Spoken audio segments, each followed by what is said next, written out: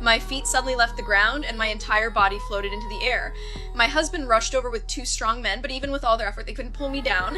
I stayed completely motionless. Hours passed, and when the doctor measured my height again, he found I had risen a few more inches. My husband begged the doctor to help get me down, but the doctor only comforted us, took a blood sample, said he would contact specialists, and told me to stay positive. I couldn't take care of myself, eating, using the toilet, even sleeping all required someone else's help. By the next day, I had risen nearly to the ceiling. Fear gripped me, and it wasn't until the specialist arrived that I felt a flicker of hope. After measuring the distance, he said in 10 weeks I would rise to 11,000 feet. In 3 months, I would break through the atmosphere and enter outer space, which meant I would die before nightfall. My husband smashed through the second floor floorboards, pressed his head against the ceiling, and called out to our daughter for help. But she turned her music up to the maximum, blocking out my cries for help and refusing to face what was happening. Late at night, while she slept, I stared at her through the broken floorboards. By dawn, half of my body had already risen into the upper floor. She begged me to stay yet hug her tears and told me not to give up on my studies. When she came home from school, she heard my painful groans.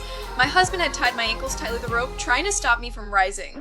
The pain was unbearable. My sister went to the kitchen to get a knife. My husband tried to stop her, and during their struggle, my ankle was twisted and broken. My sister pushed him aside, cut the rope, but no one could stop what was happening.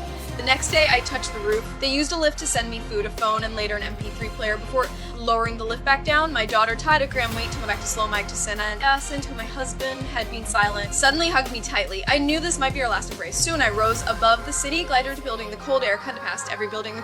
The oxygen was slowly running out, but my heart stayed with my family. I called my daughter, asked about her studies, and reminded her to eat warm meals. My words made her burst into tears, but she pretended to be indifferent to keep me from worrying. After the call ended, I couldn't stop crying as I listened to the songs on the MP3 my daughter had given me, until the player slid, kicking my legs futilely in the air. Suddenly, thousands of birds broke through the clouds, circled around me, and created a breathtaking sight. In that moment, I forgot my fear and cheered like a child. That night, and poured rain and thunder rumbled, but I floated alone. Before long, I rose above the storm, leaving the chaos behind me. I took off my oxygen mask and dialed my husband's number. We hadn't talked in so long. Our daughter was by his side too. I told her not to be discouraged by failure, to take good care of her father, and that we would always love her. My husband urged me to put the mask back on to avoid oxygen deprivation. As the morning sun rose, my body began to ascend faster. In my final moment, I told him I loved him. Then I dropped the phone, closed my eyes, and continued rising toward the clouds.